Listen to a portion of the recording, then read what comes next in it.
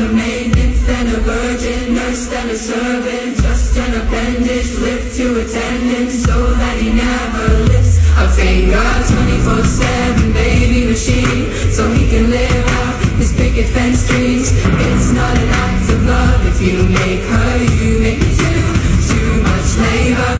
Hello everyone, this is Angela and welcome to my channel, Angie the ENTJ. Please be sure to like, subscribe, comment, and click on the notifications bell so that you'll know whenever I upload any new content. It never ceases to amaze me how stupid these people believe that we actually are.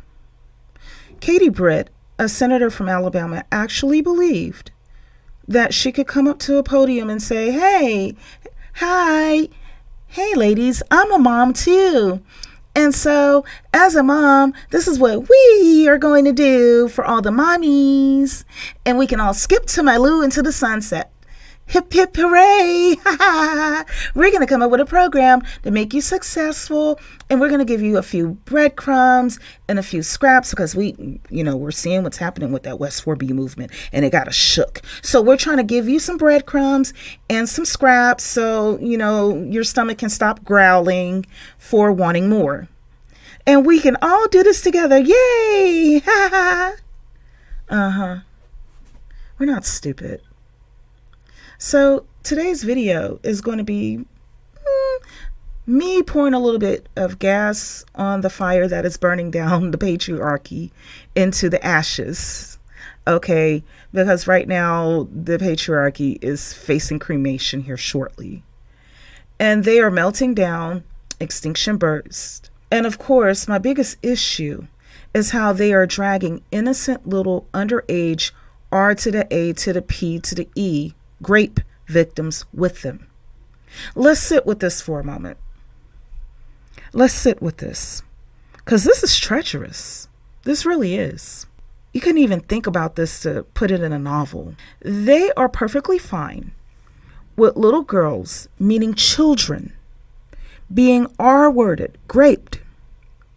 And that those little girls are giving birth to other children just to maintain a cheap labor force for their companies. I about lost it when I was looking at Bourbon Bougie's coverage of this, and she read something about how a little girl had to grip onto a teddy bear while pushing the baby out of her womb. Witnesses who testified in favor of the bill, including healthcare providers, shared their horrifying experiences of having to force children to go through the birthing process after they became pregnant due to rape or incest.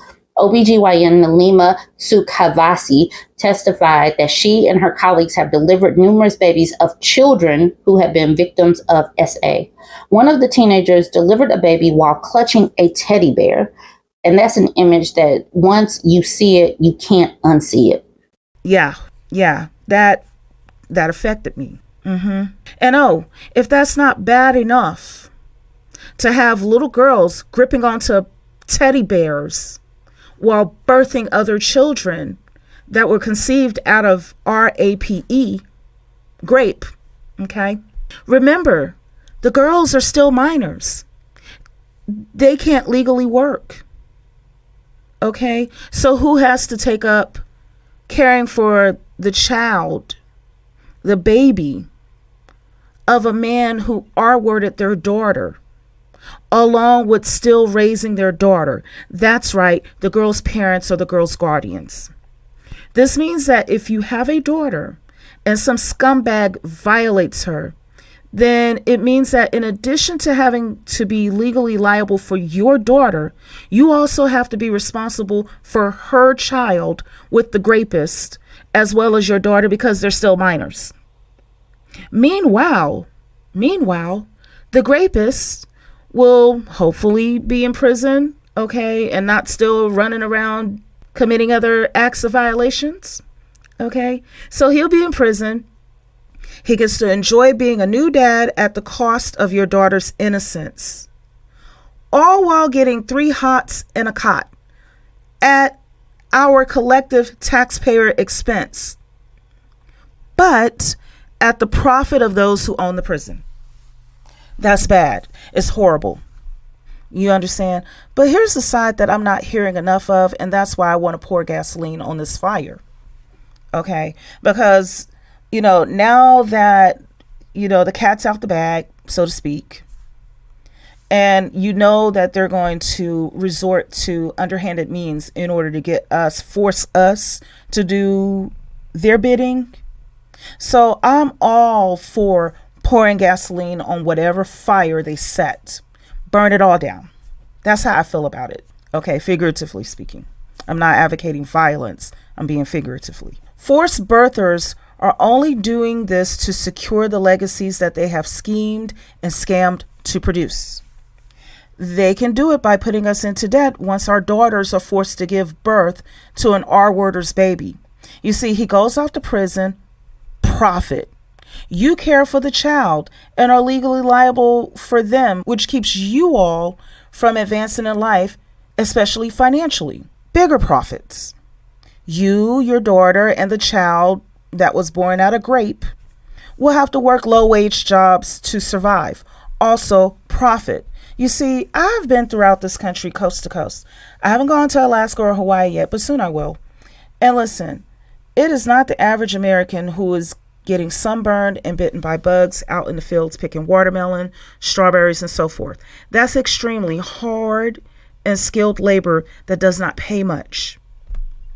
The average American is not going to be living in a rundown trailer that is situated next to a crop of produce that is meant to be picked for American consumption. Much like what you will see on the side of I-5 in various parts of California. And don't even get me started on Alabama, where Katie Britt is the senator of, okay? Don't get me started there, okay? Most Americans are watching the news and whatever the news coverage is. Me, on the other hand, I'm actually there in these places, live and in the flesh. I see things going on firsthand. Listen, according to stats, there are roughly 650,000 homeless people in the U.S., and I would even argue that there are nearly, if not more than twice as many of that. Most of them are adults.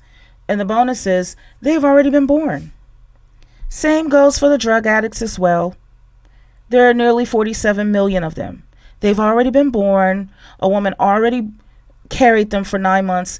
A woman already birthed them out, pushed them out, nearly bleeding to the point of unalivement while pushing them out. Okay? So they've already been born. Most of them can read and write. And hey, bonus, they've been potty trained. So why are you bothering the women with risking our lives to bring forth more people who are going to end up as homeless, as drug addicts, as exploited people, performing menial tasks or being sex trafficked? See, here's what's going on. You don't want to use the money that is intended to help them in order to help them. That's how the $20 billion that was intended to help California solve its homelessness crisis became unaccounted for. And why $5 million of welfare money, instead of going to help those who are living at a disadvantage, instead went to pay for a tennis court on the campus of Brett Favre's daughter's alma mater in Mississippi. I talked about that in a previous video.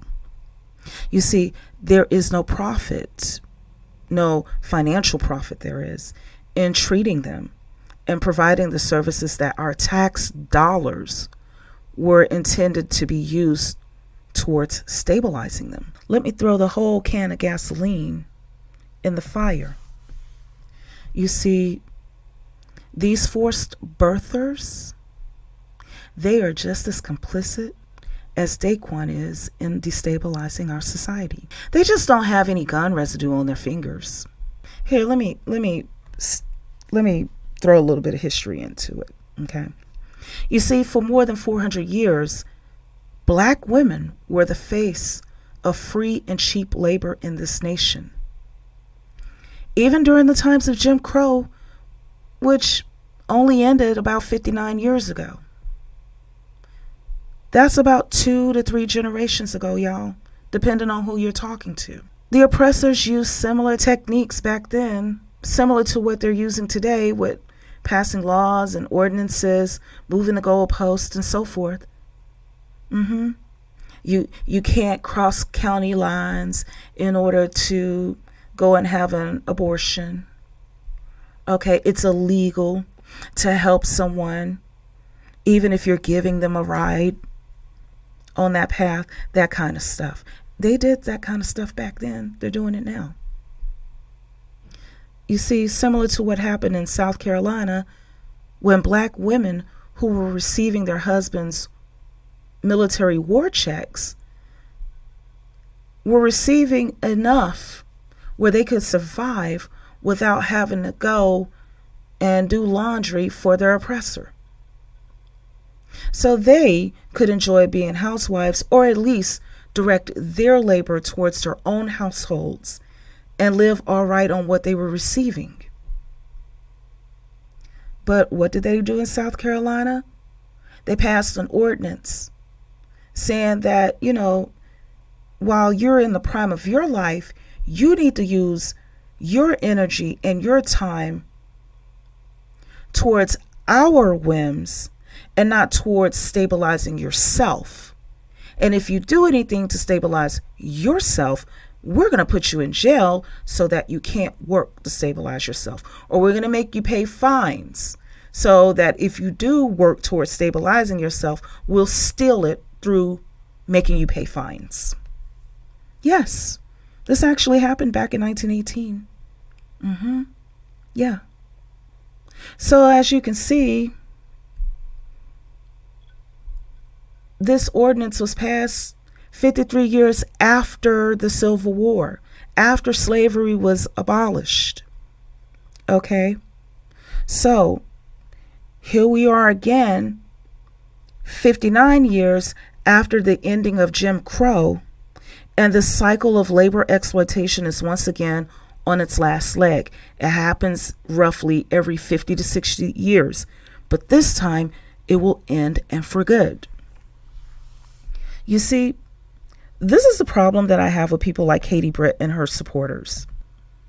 Not only do they refuse to take care of the citizens that they already have, here they are dismantling women's rights and even allowing little girls to be violated, R-worded, raped, just so that they can keep their little corporations going strong.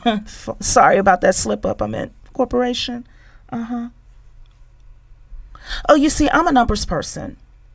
It's not lost on to me how many of the people on Katie Britt's side of the aisle own substandard properties that are also Section 8 rentals, and how it is difficult to sell those homes at market value due to their neglect, but they have people in there renting them and earning a profit to them. Nor is it lost onto me how people on that side rely on the income that customers who use food stamps bring into their substandard grocery stores and help to keep them in business as well. Let's go a bit further. Because, see, I'm about to place the entire gas can in the fire and say this. You see, women in the United States on average, and I want to specify this is average, right? The average woman in the U.S. provides 5.7 hours per day or 39.9 hours per week of uncompensated labor that supplements the U.S. economy by nearly $2 trillion each year. So in other words, the average American woman, if you were to combine all of our efforts, collectively we are working 39.9 hours for free. For free. We're not getting paid for it. And if you were to put a valuation on what it is that we do, it would be nearly $2 trillion each year worth of labor if you did it for all the women in this country. To put it into a different perspective, the deficit of the U.S. right now is at about $34 trillion. This means that women's uncompensated labor could pay off the deficit within about 17 years. Less than the amount of time that it takes to raise a newborn child to the age of 18. Or another way to look at it is that without our uncompensated labor, the deficit would be even higher. And the average American woman is providing 39.9 hours a week. That is just only 6 minutes away from it being 40 hours, y'all. So anytime somebody pauses you and asks you for your input and it takes 6 minutes, they just made you clock 40 hours of uncompensated labor, meaning you just did that for free. This labor supports a society that bashes us constantly, a government that strips us of our fundamental freedoms, and then to add to it, most of us are working at least 40 hours a week, if not more, of paid labor. So we're paying taxes into the system and we're supplementing the economy. Not only this, we earn 82 cents on average for every dollar earned by men. Then add to it, we're subjected to the pink tax. Appearing professionally on the job involves shaving for men and women alike. However, women have to shave our underarms. Most of us shave our legs. By comparison, men get to keep theirs hairy. And on top of it, we pay more for our razors than they do for their own. And for those who are going to ask the question, personally, I prefer to shave. It's a cosmetic thing, in case you were wondering. However, you get my point. The same goes for hair care. A salon visit costs more than a trip to the barbershop. Yet women are expected to, with our 82 cents versus their dollar, to maintain a professional appearance that involves higher expenses in order to achieve. In addition to that, we pay income taxes to maintain the same system that will administer Viagra freely, but put barriers on accessing birth control. That's why I'm encouraging all women to do no work on June 24th, 2024. Don't work. Voluntarily, involuntarily, compensated, uncompensated, don't work. Call in sick. Take a vacation day. Don't shop either, unless the business is owned by women. And for those who are unable to participate in the U.S. women's strike on June 24, 2024, what you can do is wear the color red in support. Do no paid or unpaid labor. Let them feel the true effect of what it is like to be without us. By the way, they've already said that they don't know what a woman is. Okay? So, in that case, June 24th, 2024 is the day for them to find out who we truly are. Okay? And on top of it, oh no, we're not going to just make this a one-day thing. It will not be enough for us to say no to using our labor, compensated and uncompensated, to supplement the economy of a misogynistic society and government. It is not enough for them to see what life will be like in this nation without us and the economic collapse that we can bring overnight. Okay? They don't know what a woman is. We're going to show them. We also want to see our tax dollars spent in favor of ourselves and our interests. This is why we need a situation in the United States that is similar to the Nordic model. Our income tax dollars are intended to go to the common good of the people. That's why we have roads, we have bridges, and other types of what is known as hard infrastructure, such as telecommunications, energy, and waste management. Hard infrastructure refers to the physical stuff. We need to focus on the soft infrastructure as well. This involves the services that are needed to maintain the socio-economic health of a society in terms of delivering specialized benefits. In other words, the services that will be provided to get these people off the drugs, off the streets, and into situations where they can eventually thrive. Okay? So instead of $20 billion disappearing that was meant for housing in California, or millions that was meant to aid the low income in Mississippi, instead of 14 states denying children summer lunches because they have to pay a small portion in state funds in order to gain access to the huge portion in federal funds. Instead of that, we can do better. And on that one, y'all, okay, I like to keep it plain. I know I said a mouthful there. Think about it. Stay with me for a second. You know how much your bills are. Let's say you need $6,000 a month to run your household. That's enough money to pay for your rent, your mortgage, your car payments, insurance, food, utilities, so on and so forth, right? Okay. Now, imagine that the government steps in and says, hey, we will give you $8,000 per month, especially during the summer, because we know that the utilities are going to be high. We know that, inflation, all of that is going on. Kids are going to be out of school, so your grocery bills are going to increase. So we're going to give you $8,000 a month. But in order for you to access that $8,000, you would need to pay a one-time fee of $500.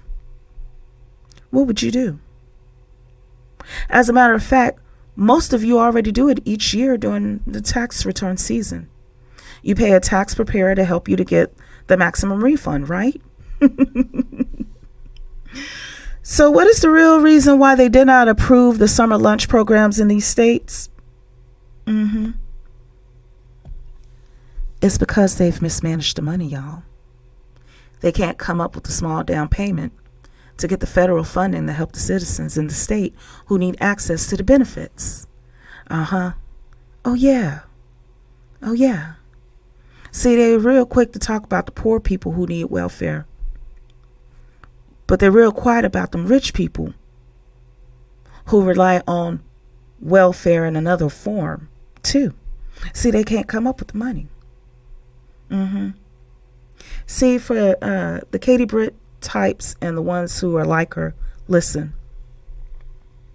We're not stupid. We want the Nordic model.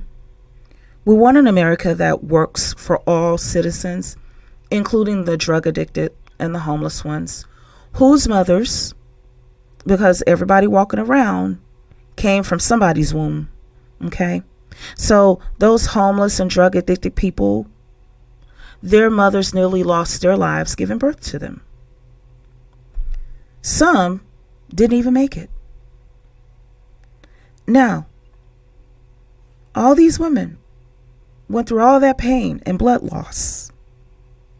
Not only that, went through the pain of raising them as best as they could, only for them to end up where they are, due in part to the drugs that you allowed to flow into this nation, due to the poor school systems that you allowed to decay on purpose, due to the schemes and scams that made them grow up in poverty, prone to being abused, and using drugs to escape the nightmare that made them become homeless. Listen, we don't want our daughters to be R-worded into motherhood. And we don't want to be forced by proxy to raise a rapist baby alongside our child who he violated, okay, at our financial expense and also at the expense of our own time. Because, see, you can even throw all the financial benefits and incentives towards us. It still doesn't make up for time. We want to look like Monaco, where 1 out of 3 people are millionaires. Or a Luxembourg, where 1 out of 15 people are millionaires. Right now, only 8.8, roughly 9% of people in the U.S. are millionaires. We could do better. We can do better. We have the resources. We have the population. We want to be healthier, wealthier, more educated, and live longer lifespans. We want to be able to enjoy the best that life has to offer. We don't want to be living in drudgery, working 16 hours a day, sleeping 2 hours a day, and then getting up and doing it all over again just to survive and just to keep you all rich. We want to be wealthy too. We want to be filthy rich. See, if you thought that the West 4B movement had them shook, y'all, wait until you see what happens when the women decide to no longer work, especially doing uncompensated labor. Iceland did it in 1975. China is experiencing economic decline due to not having enough women. South Korea, Japan, Italy, Greece is as well. The West 4B movement combined with the U.S. women's strike will make them beg and plead. And listen, we're not going to accept anything less than the best, which will include a universal basic income as well. Oh, don't think we don't see these little cities popping up with, Ann Arbor, Michigan. They're experimenting with the universal basic income. Honey, though, that is just what happens when you have leftover tax dollars after all the expenses have been accounted for. That's where you go to make programs that are supposed to help boost the people, because if they're making more money, then they're paying more taxes. It's a self-regenerative cycle that is meant to help everyone. But when you got thieves scheming and scamming and calling it politics or religion, that's why you got so many homeless and drug addicted people in the streets. Okay? And like I said, it's our tax dollars too. And when it comes to money, I have a say in the way of which my money will be used. Okay? Women not only pay taxes in this nation, not only do we give 39.9 hours per week on average of uncompensated labor. In other words, we work a full-time job and then we do nearly 40 hours a week of labor that we're not getting paid for. We're not getting any benefits for. We're not getting anything out of it except poor health, stress, and so forth. And all of that uncompensated labor supplements the economy. Not only that, okay, we pay taxes, we give up this uncompensated labor, but we also birth one of the main components of economic resources, known as labor. See, without labor or people, you have no economy. Everybody from the person that's mowing the grass nearby me, okay, from the person delivering the mail, from the person who is stirring your coffee at Starbucks, flipping a burger at McDonald's, okay, everybody that is walking around and performing these tasks, or even more, neurosurgeons, attorneys, go down the list. Everyone who is in an economic role, some woman had to lose her life nearly in order to bring them here. So without them, without us birthing them, you have no economy. That's all I have to say for now. Please be sure to like, subscribe, comment, and click on the notifications bell so that you'll know whenever I upload any new content. Take care until next time, and strike, strike, strike. All day, every day, therapist, mother, maid, nymph, then a virgin, nurse, then a servant, just an appendage, lift to attendance, so that he never lifts a finger. 24/7 baby machine, so he can live out his picket fence dreams. It's not